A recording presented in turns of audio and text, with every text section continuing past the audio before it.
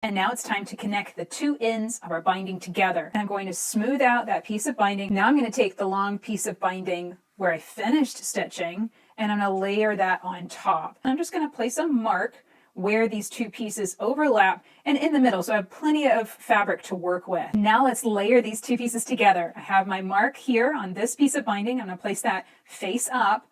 Now I've got my mark here on the lower binding. I'm going to place that face down. Now very carefully align those two marks so that the binding is nicely lined up as we're going to sew these two pieces together.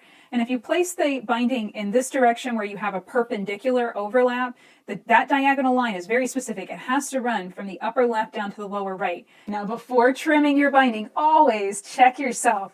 The binding is not extra baggy, the quilt is not extra baggy, that it fits just right, and that all of the seam allowances are to the inside of the binding. If anything does not look right, rip out the stitches and do it again.